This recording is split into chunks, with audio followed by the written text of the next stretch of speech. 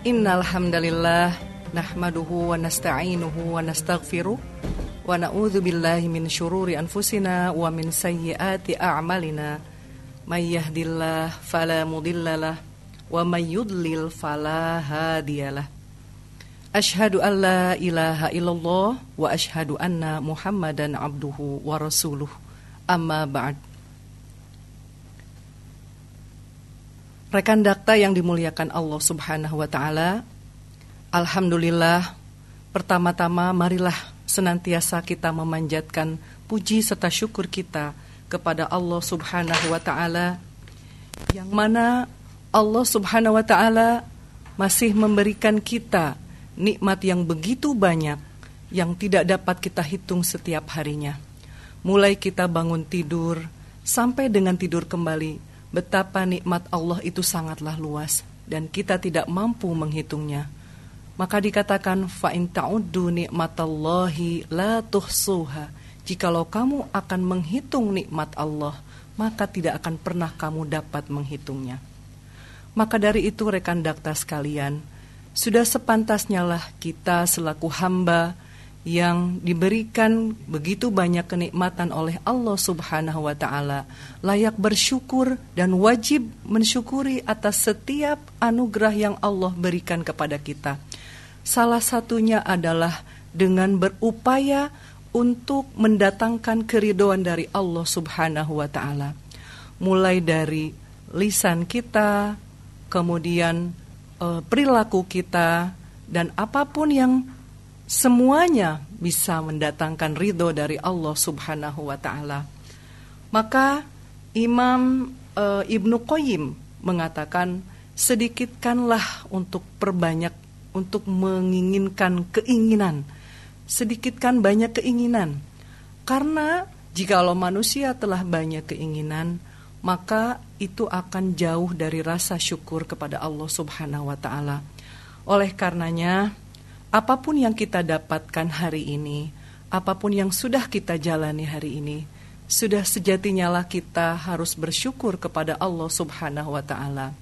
Mulai dari ada yang di dalam tubuh kita pun, kadangkala kita belum mensyukurinya secara maksimal. Mulai dari penglihatan kita, mulai dari pendengaran kita yang Allah sudah memberikan fungsinya dengan baik. Bahkan tidak lupa, nikmat iman dan Islam harus senantiasa kita syukuri adanya. Karena iman Islam ini adalah anugerah yang terbesar dalam hidup kita. Rekan dakta yang dimuliakan Allah Subhanahu wa ta'ala, hari ini izinkan saya dengan Lilis Nur Aini, Ketua Pimpinan Daerah Persistri Kota Bekasi, akan membersamai rekan dakta sekalian selama kurang lebih setengah jam ke depan. Hari ini saya akan menyampaikan tentang bagaimana menjaga iman di zaman penuh dengan fitnah. Rekan dakta sekalian yang dimuliakan Allah, tentunya hari ini perkara iman itu adalah sesuatu yang harus kita jaga, yang harus kita pelihara. Dan jikalau kita memaknai iman itu sendiri adalah bahwasanya iman ini adalah tasdiqun bil qalb wa taqrirun bil lisan wa amalun bil arkan.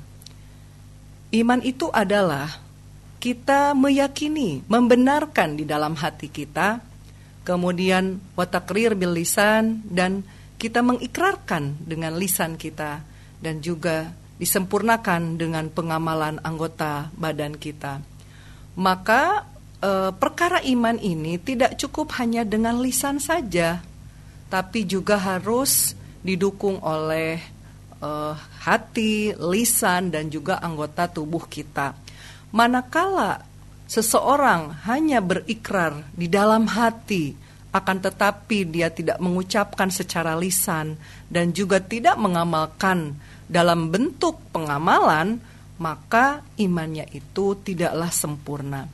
Begitupun seandainya keimanan seseorang hanya dilakukan dua hal saja, semisal lisan sudah, meyakini dalam hati pun demikian, akan tetapi enggan melakukan bentuk pengamalan seperti enggan melaksanakan sholat, sedekah, dan lain-lain, tentunya keimanan seseorang ini tidak akan sempurna.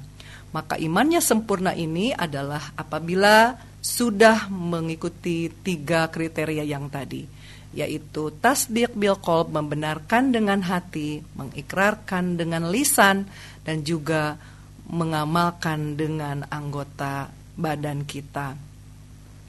Rekan dakta yang dimuliakan Allah Subhanahu wa Ta'ala, tentunya bagaimana upaya kita supaya iman kita ini terjaga di zaman yang penuh dengan fitnah ini. Maka dalam surat Al-Ahzab ayat 70 sampai dengan 71, Allah Subhanahu wa Ta'ala berfirman, A'udzubillahi minasyaitonirrajim. Ya ayyuhalladzina amanuttaqullaha wa qulu qawlan sadida yuslih lakum a'malakum wa yaghfir lakum dzunubakum wa may yuti'illaha wa rasulahu faqad faza fawzan 'azima. Yang artinya, ya ayyuhalladzina amanu, hai orang-orang yang beriman. Nah, di sini Allah menyeru kepada orang-orang yang beriman. Sedangkan iman, indikatornya yang sudah saya sampaikan tadi adalah 3 pilar utama tadi, yaitu membenarkan dengan hati dan mengucapkan lisan kita dengan mengamalkan juga dengan anggota tubuh kita. Maka apabila sudah tercapai 3 pilar tadi, maka kita termasuk orang-orang yang diseru oleh Allah. Hai orang-orang yang beriman. Allah menyerukan secara langsung kepada orang-orang yang beriman. Apakah isi seruannya itu? Ittaqullaha. Hendaklah kalian takwa kepada Allah. Takwa di sini arti bahasanya, secara bahasanya adalah artinya adalah takut. Akan tetapi secara istilah adalah melakukan segala perbuatan yang disukai oleh Allah dan juga menjauhi segala apa-apa yang dilarang oleh Allah. Maka itulah makna dari takwa itu sendiri. Maka di sini dikatakan, hendaklah kalian bertakwa, hendaklah kalian takut kepada Allah. Karena wujud dari takwa itu adalah, atau wujud dari rasa takut kita kepada Allah itu berarti kita berupaya mendekatkan diri kita kepada Allah dengan cara melakukan segala perbuatan yang disukai oleh Allah dan juga menjauhi segala apa yang dilarang oleh Allah. Berarti di sini tidak ada pemilahan, tidak ada yang disesuaikan dengan selera kita. Semisal, kalaupun saya misalkan ingin melakukan itu adalah apakah sesuai dengan keinginan kita? Tidak demikian. Semisal perempuan diperintahkan oleh Allah Ta'ala dalam surat Al-Ahzab untuk menutupkan auratnya, seluruh tubuhnya. Maka di situ tidak ada pemilahan atau perintah yang semestinya disesuaikan dengan keinginan manusia. Akan tetapi perintah ini justru disesuaikan dengan kehendak Allah Ta'ala, yaitu tentunya pencapaian tujuannya adalah agar kita selaku manusia, selaku perempuan muslimah bisa lebih terjaga auratnya. Maka di sini dikatakan ittaqullaha wa qulu qawlan sadida.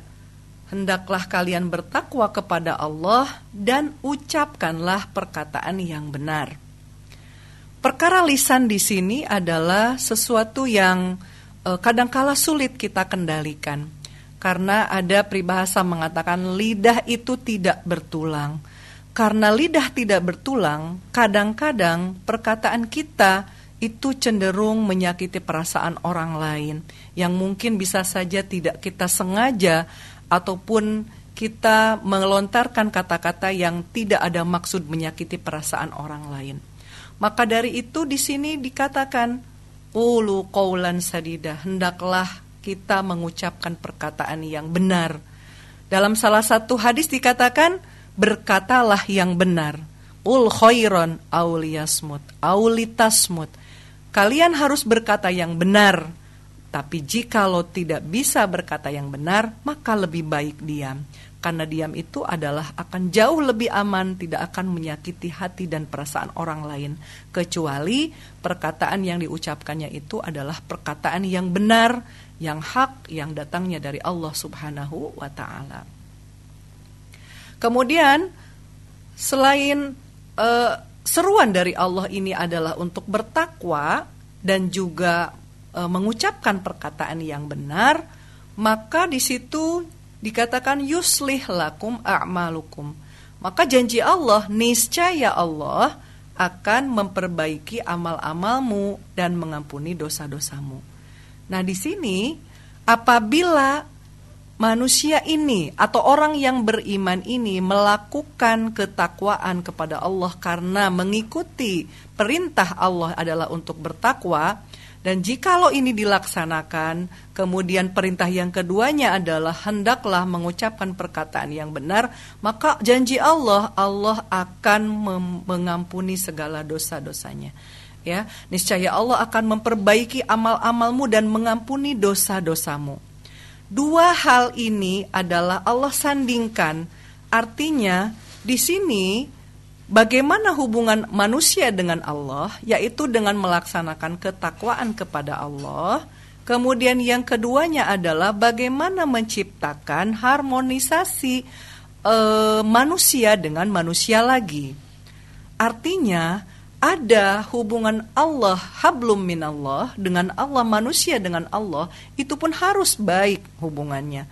Karena jikalau manusia ini atau orang yang beriman yang diserukan ini tidak mampu melaksanakan ketaatan kepada Allah, maka Allah tidak akan menjamin akan diperbaiki amalan-amalannya. Maka ada dosa-dosa yang dimaafkan oleh Allah dengan salah satunya dengan bertaubat. Akan tetapi ada dosa-dosa yang dimaafkan, diampuni oleh Allah adalah dengan cara melakukan ketaatan kepada Allah. Karena wa'at bi'is sayyi'atal hasanata tamhuha, begitu. Apabila manusia melakukan kesalahan dan kemudian manusia ini bertaubat dan mengiringi perbuatan dari dosanya ini, kemudian mengiringi dengan perbuatan baik, maka lambat laun perbuatan dosanya akan terkikis dengan amalan-amalan baiknya. Maka dikatakan bahwasanya jikalau ada dosa diampuni karena atau wasilah taubat kita, dan juga ada dosa-dosa yang dimaafkan oleh Allah lantaran kita melakukan ketaatan kepada Allah, maka hal ini menjadikan satu tujuan yang paling penting adalah bagaimana kita membina hubungan kedekatan kita dengan Allah Subhanahu wa ta'ala. Maka lakukanlah, fokuslah kita untuk senantiasa melakukan ketaatan kita kepada Allah. Jikalau kita meniatkan hati kita, meluruskan niat kita semata-mata karena Allah Ta'ala, maka nanti Allah akan memberikan jalan kemudahan, akan memberikan senantiasa hati kita ini lapang. Jalan yang kita rasakan sulit, tapi manakala itu tujuannya adalah lillahi ta'ala, maka insya Allah akan memberikan jalan kemudahan apapun itu. Maka dalam salah satu hadis dikatakan, man salaka thoriqon yaltamisu fihi ilman sahalallahu thoriqon ilal jannah. Apabila kita menempuh satu jalan dan di mana jalan itu adalah untuk menggapai ilmu, karena ilmu adalah sejatinya dapat memagari keimanan seseorang. Jikalau kita memiliki iman di dalam dada, sudah tertancap di dalam dada, akan tetapi kita tidak bisa memagarinya kecuali dengan ilmu saja, maka insya Allah ilmu itu, iman itu akan senantiasa tertancap di dalam hati kita.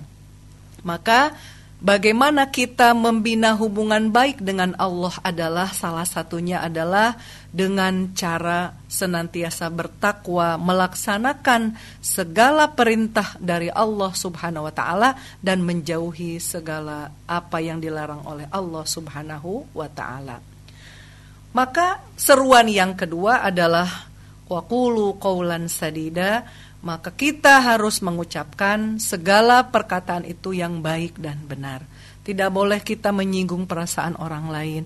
Tidak boleh kita mengeluarkan kata-kata yang kotor, apalagi sampai melukai perasaan orang lain. Karena orang yang dizolim, orang yang dilukai perasaannya, apabila dia sudah berdoa mengangkat kedua tangannya memohon kepada Allah untuk bisa membalas misalkan rasa sakit hatinya, maka tidak ada hijab antara orang yang dilukai kepada orang yang melukainya. Tentunya Allah yang akan menurunkan kekuasaannya untuk bisa membalas kepada orang yang dizolimnya itu. Maka janganlah kita menyakiti perasaan orang lain melalui dengan tutur kata kita ataupun dengan sikap dan tingkah laku kita. Maka di sini dikatakan perkataan yang benar ini adalah satu tuntunan kepada kita bagaimana kita membina hubungan baik sesama manusia. Niscaya Allah akan memperbaiki amal-amalmu dan juga mengampuni dosa-dosamu. Wa may yuti'illaha wa rasulahu faqad faza fauzan azima. Dan barang siapa yang menaati Allah dan Rasulnya, maka sungguh dia telah memperoleh kemenangan yang besar. Betapa ayat ini sungguh memberikan pencerahan buat kita, bahwasanya hanya dengan dua hal saja Allah memberikan janji akan mengampuni segala dosa-dosa kita. Padahal manusia ini adalah tidak pernah luput dari perbuatan dosa. Jikalau kita mengingat sejak kita balik sampai dengan hari ini, tentunya dosa kita teramat banyak. Kita tidak pernah tahu apakah dosa kita sudah diampuni oleh Allah ataukah belum. Karena kita kadangkala merasa bahwa kita ini suci, kita ini sudah baik, banyak berinfak, banyak bersedekah.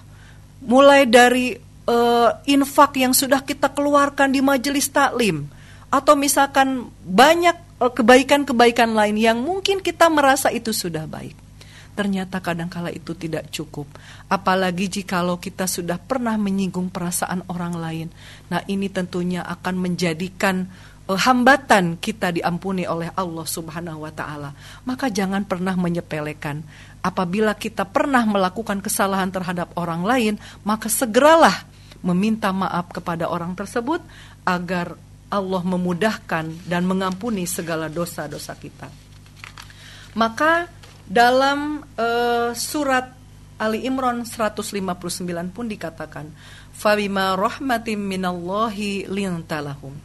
Maka berkat rahmat Allah lah hendaklah engkau berlaku lemah lembut terhadap mereka. Walau kunta fadhon ghalidhal qalbi lan faddu min haulik. Seandainya engkau bersikap keras dan berhati kasar, maka tentulah mereka akan menjauh dari sekitarmu. Nah, ini jelas Al-Quran saja sudah menyebutkan, jikalau kita, tutur kata kita tidak baik terhadap orang lain, Al-Quran sudah mengatakan, maka orang lain tentu tidak akan ada di sekelilingmu. Tidak ada orang yang akan merasakan nyaman dengan perkataan kita apabila perkataan kita kasar. Nah, tentu perkara lisan ini adalah hal yang sangat-sangat penuh harus dijaga. Apalagi saat ini adalah kita ada dalam zaman yang penuh dengan fitnah. Mulai dari lisan kita, perilaku kita, hendaklah kita menjaganya dengan baik. Lalu bagaimanakah kita untuk dituntut untuk bisa memperkuat iman agar keimanan kita tidak goyah? Karena faktor zaman yang penuh fitnah ini, kadangkala sesuatu yang sebetulnya benar, kadangkala dianggap tidak baik. Begitupun sebaliknya, perkara yang salah tapi disebutnya baik.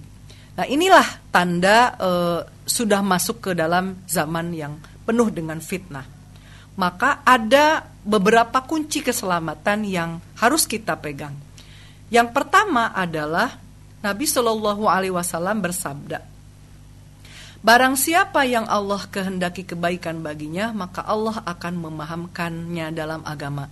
May yuridillaha bihi khairan yufaqihu fiddin.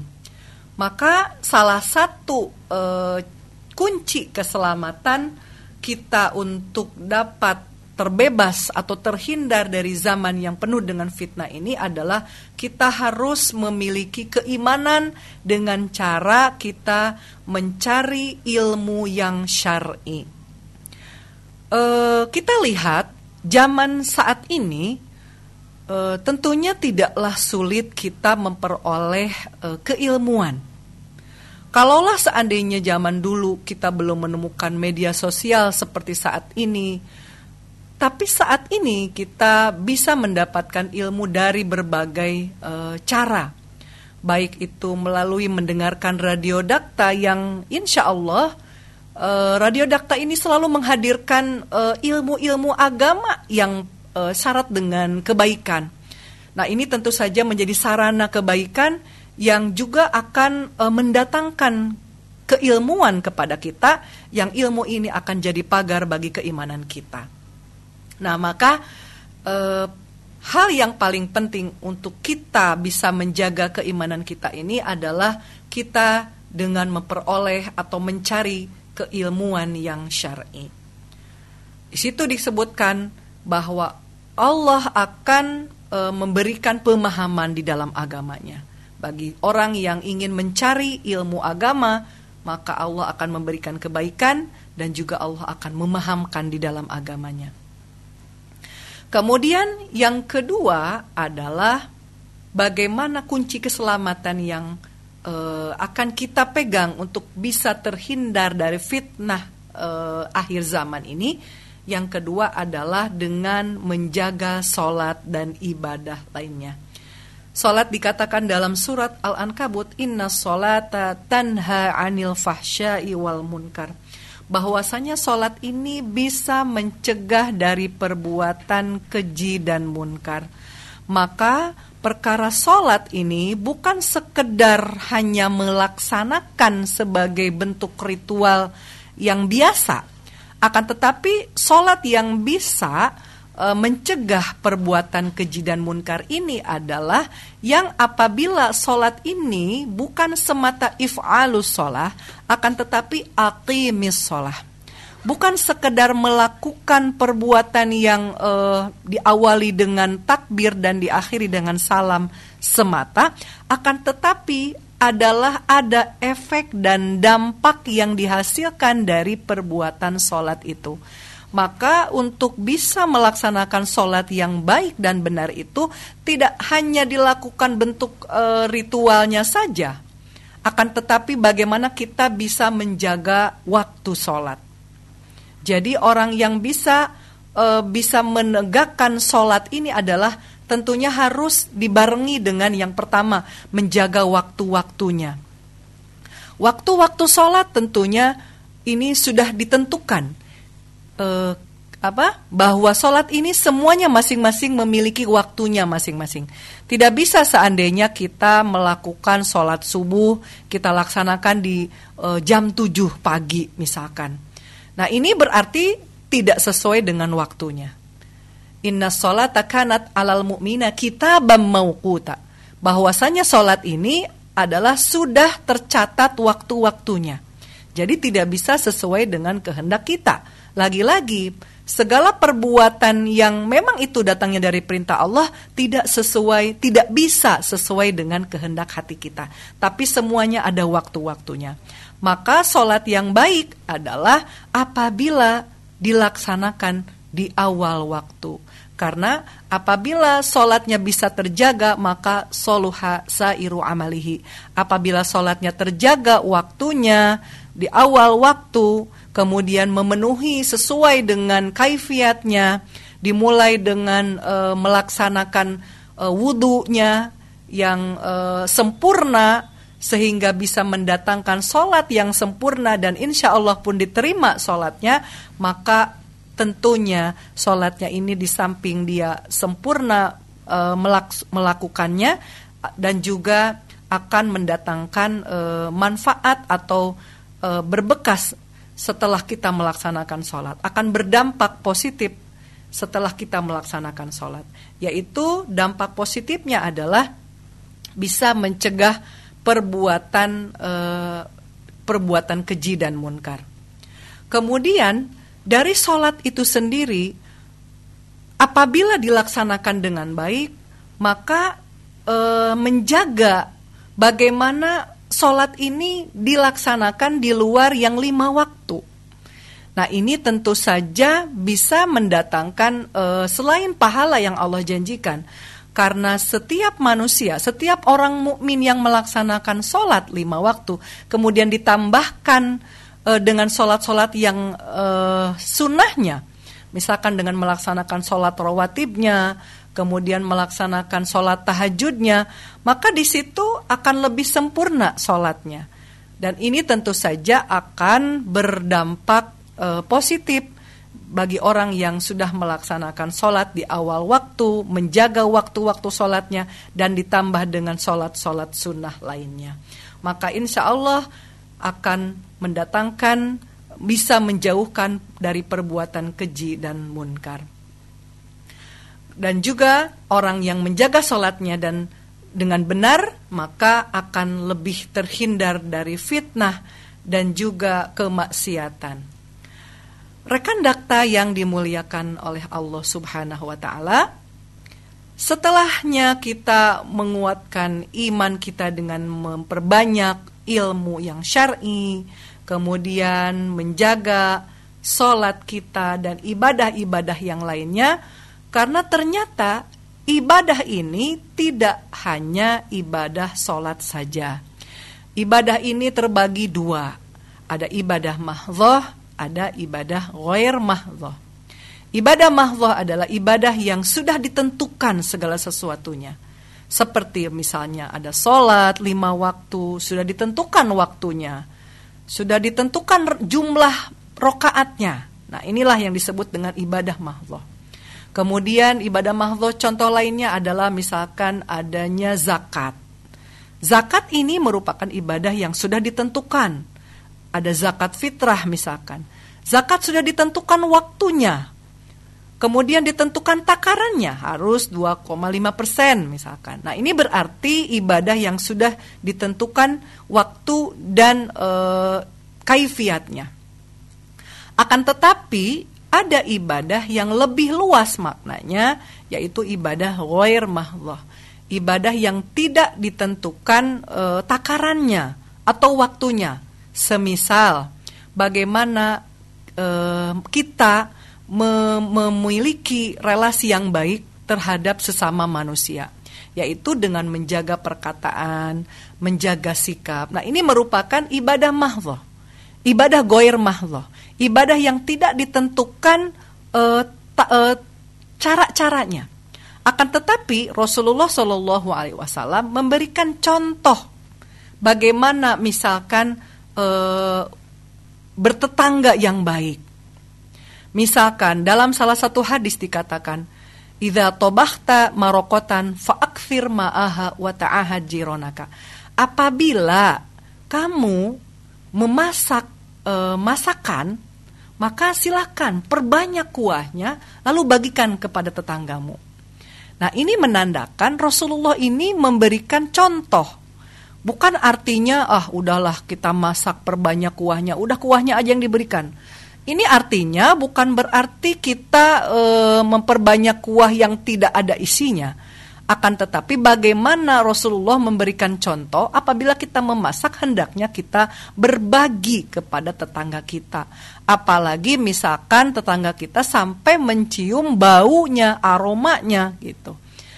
Atau misalkan tidak dengan memasak. Misalkan kita memiliki pohon yang ada di depan rumah kita yang apabila panen berbuah, nah maka hendaklah kita membagikannya kepada tetangga kita. Nah, ini merupakan satu bentuk kebaikan yang dicontohkan oleh Rasulullah SAW dengan menganalogikan antara memasak masakan yang berkuah dengan bentuk-bentuk yang lainnya. Artinya, dengan tetangga itu harus dibina perbuatan-perbuatan yang baik agar tetangga kita ini merasakan kenyamanan apabila kita bertetangga dengan kita. Jangan sampai tetangga itu justru malah dijauhi. Karena apabila kita mengalami satu musibah, maka yang pertama kali akan kita hubungi bukan keluarga kita yang jauh di luar kota, akan tetapi justru tetangga kita lah yang akan pertama kali menolong kita. Nah, ini tentunya merupakan satu bentuk perwujudan ibadah juga yang mungkin tidak kita rasakan. Kadang-kadang kita menilai bahwa ibadah itu ya sudahlah, hanya dengan sholat kita sudah cukup, sedekah. Tapi kita luput dari perbuatan yang ditimbulkan dari lisan kita. Padahal semurah-murahnya sedekah adalah walau biwajhin tolkin, hanya dengan tersenyum saja, maka itu merupakan sedekah, merupakan kebaikan. Nah, ini tentunya bagaimana Islam sangat memuliakan seorang tetangga agar dapat membina hubungan yang baik antara sesama manusia. Rekan dakta yang dimuliakan oleh Allah Subhanahu wa Ta'ala, maka dari itu bagaimana ibadah ini luas maknanya, luas cakupannya, sehingga Islam ini sangat mengatur segala sesuatunya, mulai dari kehidupan manusia, bagaimana bertetangga, bagaimana kemudian segala sesuatunya diatur melalui akhlak yang mulia. Maka Rasulullah ini memiliki misi yang teramat besar, yaitu innama bu'itsu liutammima makarimal akhlak. Bagaimana akhlak ini sangat diapresiasi agar manusia dengan sesama manusia itu bisa merasakan kenyamanan akibat dari perilaku kita, akibat dari tutur kata kita yang baik-baik. Rekan dakta yang dimuliakan Allah, lalu apalagi kunci keselamatan agar kita terbebas dari yang namanya fitnah akhir zaman? Yang ketiga adalah memperbanyak doa dan zikir. Nah, ini tentu saja doa ini dalam salah satu hadis dikatakan ad-du'a mukhul ibadah. Doa itu adalah sumsumnya ibadah. Nah, jikalau kita membayangkan bahwa tanpa adanya doa, maka manusia ini akan terasa hampa. Karena dengan doa berarti kita ada perilaku kita yang sangat kita butuhkan kepada Allah Ta'ala. Apabila kita senantiasa berdoa meminta kepada Allah, Allah akan merasakan senang. Kita lebih banyak mendekat kepada Allah. Akan tetapi berbeda pada saat kita meminta kepada manusia, bisa jadi hari ini tidak apa-apa, besok tidak apa-apa. Akan tetapi kalau terlalu banyak meminta, bisa jadi kalau sesama manusia itu, bisa jadi besok-besoknya dia akan merasakan kebosanan. Akan tetapi pada saat kita meminta kepada Allah, dari hal-hal yang remeh sampai hal-hal yang besar, maka ini akan menjadikan kedekatan kita kepada Allah Subhanahu wa Ta'ala. Maka bagaimana kita menciptakan sesuatu yang hal-hal yang kecil akan tetapi bisa mendatangkan kedekatan kita kepada Allah. Maka perbanyaklah doa dan juga zikir. Ya muqallibal qulub tsabbit qalbi ala dinika. Maka dalam salah satu hadis dikatakan bagaimana ya muqallibal qulub, wahai yang membulak-balikan hati manusia, tsabbit qalbi ala dinika. Ya Allah, teguhkanlah hatiku agar senantiasa aku ini lembut hatinya. Karena apabila manusia memperbanyak doa kepada Allah, maka semakin kita merasa kita ini hina di hadapan Allah. Semakin kita ini tidak memiliki apapun di hadapan Allah. Maka sebaliknya, apabila kita selaku manusia bisa memiliki kebutuhan kepada Allah Subhanahu wa Ta'ala, maka doa yang paling utama adalah di dalam sholat. Karena sholat ini dari mulai pembacaan kita, itu semuanya adalah mengandung doa. Maka perbanyaklah doa selain dalam sholat dan juga di luar sholat. Dan kemudian selain doa juga kita perbanyak zikir, yaitu salah satunya adalah dengan memperbanyak bacaan-bacaan Al-Quran. Karena Iqra'ul Qur'an fa innal Qur'an ya'ti syafi'an li ashabihi yaumal qiyamah fa innal Qur'an ya'ti yaumal qiyamah syafi'an li ashabihi. Dalam salah satu hadis dikatakan, perbanyaklah baca Al-Qur'an. Bacalah Al-Qur'an, maka sesungguhnya Al-Qur'an ini kelak akan mendatangkan syafi'an, akan menjadi penolong bagi kamu, bagi orang yang membacanya pada hari kiamat nanti. Bagaimana nanti kerusuhan pada hari kiamat, bagaimana huru-haranya hari kiamat, disebutkan dalam berbagai hadis, kesulitan-kesulitan yang akan kita temui nanti pada hari kiamat. Akan tetapi jikalau kita selama hidup ini memperbanyak bacaan-bacaan Al-Quran, maka insya Allah akan mendatangkan syafaat, menjadi penolong bagi kita umat manusia yang apabila selama hidupnya banyak membaca Al-Quran. Karena banyak membaca Al-Quran ini adalah termasuk bagian dari zikir kita kepada Allah Subhanahu wa ta'ala. Ala bidzikrillahi tatma'innul qulub. Ingatlah bahwasanya dengan berzikir itu akan mendatangkan ketenangan di dalam hati kita. Maka apabila kita tengah galau, kemudian diliputi perasaan gundah, gelisah, banyak masalah, karena sejatinya manusia ini memang dihadirkan hidup di dunia ini adalah selalu dengan permasalahan.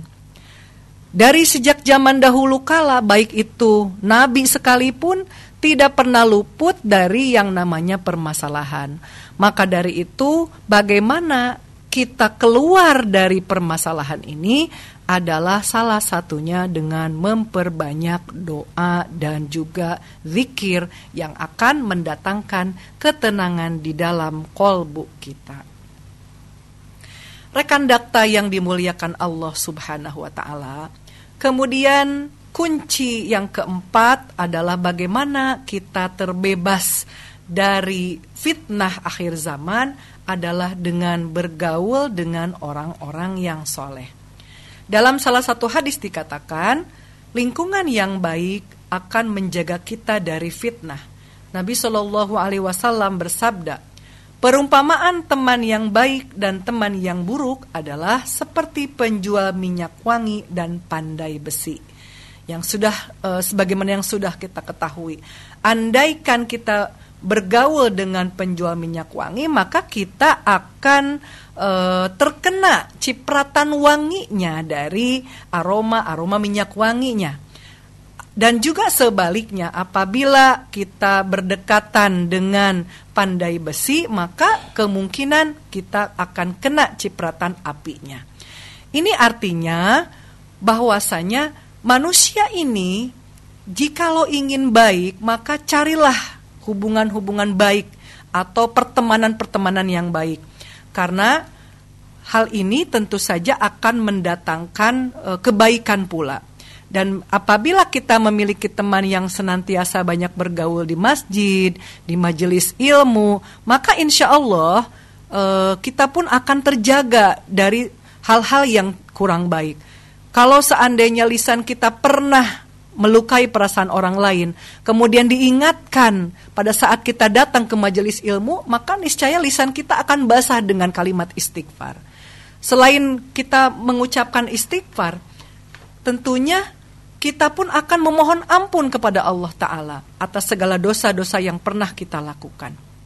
Nah, maka bergaul dengan orang-orang yang soleh ini merupakan salah satu bentuk kita untuk bisa terjaga dari fitnah akhir zaman. Rekan dakta yang dimuliakan Allah, selanjutnya adalah mengingat bagaimana dunia ini adalah sementara. Sifatnya sementara dan senantiasa mengutamakan kehidupan di akhirat. Tentu saja dalam salah satu hadis Al-Quran, maksud saya dikatakan dalam surat Al-An'am ayat 32, wa mal hayatud dunya illa la'ibu wa lahwun waladdarul akhiratu khairul lilladzina yattaqun afala ta'qilun. Dan kehidupan dunia ini hanyalah permainan dan senda gurau belaka, sedangkan negeri akhirat itu lebih baik bagi orang-orang yang bertakwa. Afala ta'qilun? Apakah engkau tidak memahami? Apakah engkau tidak mengerti?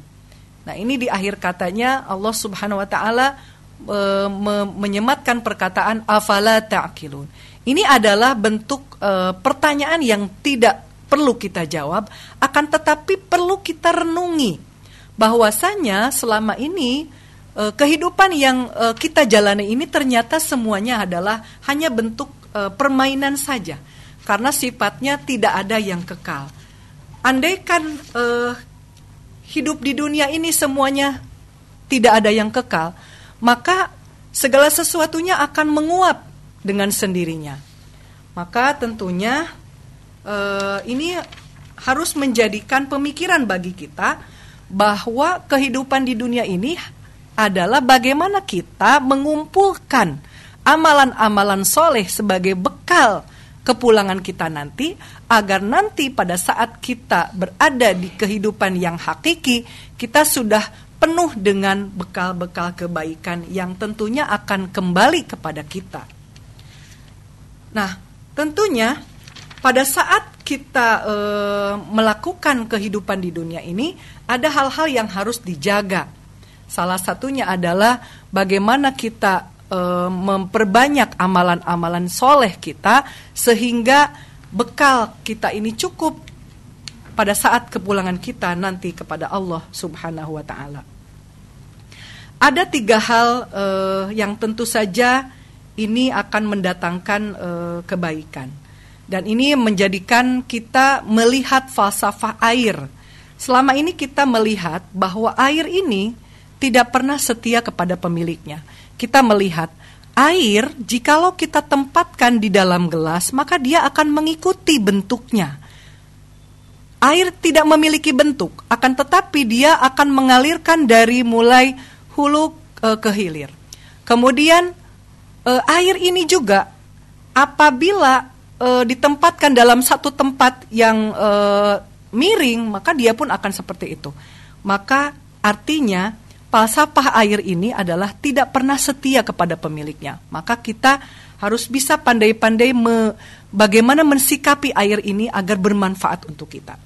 Kemudian yang kedua, air ini apabila kita menggunakannya secara bijak, maka air ini akan bermanfaat untuk kita. Semisal air yang kita untuk dipakai untuk minum itu akan bermanfaat bagi kita. Apabila kita terlalu banyak bermain dengan air, yang tentunya itu akan mendatangkan malapetaka. Bahkan tidak sedikit banjir di hadapan kita, seperti yang pernah terjadi di Bekasi ini. Nah, maka ini merupakan bagaimana kita bisa mensikapi kegunaan air ini secara bijak. Apabila terlalu banyak akan mendatangkan malapetaka, akan tetapi apabila kita menggunakannya secara bijak, maka itu akan mendatangkan manfaat kepada kita. Maka sifat dunia ini adalah tidak ada yang kekal. Semuanya menguap ke atas, tidak ada yang kekal abadi. Jikalau hari ini kita melihat ada handphone yang katakanlah merek-merek tertentu yang harganya mahal, besok lusa 2 tahun 3 tahun ke depan mungkin tidak akan bagus lagi, akan terlihat semakin rusak, semakin tidak baik, karena akan datang lagi produk-produk yang baik. Atau misalkan mobil, ya, misalkan hari ini kita melihat mobil-mobil berdatangan terus bagus, besok lusa 10 tahun kemudian akan datang lagi. Nah, mungkin yang hari ini dikatakan baik, maka itu pun akan tidak bagus lagi. Nah, itulah sifat dunia. Kalau hari ini dikatakan bagus, maka besok lusa tidak akan baik. Nah, tentunya itulah sifat dunia. Begitupun ada yang ada pada diri kita. Kalaulah misalkan Allah menganugerahkan kita kecantikan, kemudian ketampanan, 5 tahun 10 tahun ke depan, maka kecantikan itu akan memudar, kegantengan itu pun akan memudar. Nah, itulah sifat dunia, tidak ada yang kekal dan tidak setia kepada pemiliknya. Itu artinya bagaimana dunia ini semuanya fana, tapi bagaimana kita mengupayakan untuk bisa melakukan segala aktivitas kita untuk senantiasa mengutamakan akhirat kita yang sifatnya kekal. Wa mal hayatud dunya illa la'ibun walahun, karena kehidupan dunia ini hakikatnya adalah menipu, hakikatnya adalah hanya permainan dan senda gurau semata. Maka afala ta'qilun, kata Allah dikatakan, apakah kau tidak akan berpikir jikalau melihat ternyata kehidupan dunia ini semuanya tidak ada yang kekal abadi. Maka bagaimana kita berupaya untuk bisa mendatangkan amalan-amalan kita ini bermanfaat untuk kita, yang tentunya akan mendatangkan kebaikan nanti di hari kiamat. Janganlah kita menjadi orang-orang yang muflis, orang-orang yang bangkrut, yang apabila nanti ternyata di hari kiamat kita merasa kita sudah memiliki banyak pahala, banyak kebaikan. Ternyata pada saat nanti pada hari kiamat, orang-orang yang pernah kita sakiti semuanya menuntut, mengambil pahala kita sampai dinyatakan orang ini bangkrut. Na'udzubillahi min dzalik. Maka jangan pernah kita menyepelekan lisan kita yang akan mendatangkan keburukan, apalagi mendatangkan malapetaka kelak di hari kiamat. Maka waqulu qaulan sadida, maka berkatalah yang lemah lembut, yang baik, yang tidak akan menyakiti perasaan orang lain. Rekan dakta yang dimuliakan oleh Allah Subhanahu wa taala, demikianlah yang bisa saya sampaikan pada kesempatan kali ini.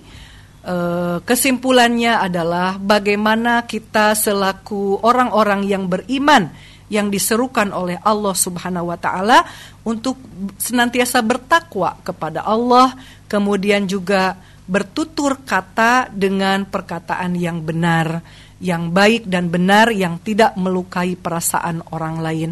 Karena Allah menjanjikan orang yang bertakwa dan mengucapkan perkataan yang benar, niscaya Allah akan memperbaiki amalan-amalanmu dan mengampuni dosa-dosamu, insya Allah.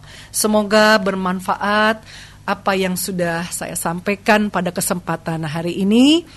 Akhir kata saya undur diri. Saya Lilis Nuraini, Ketua Pimpinan Daerah Persistri Kota Bekasi, undur pamit dari ruang dengar rekan dakta sekalian.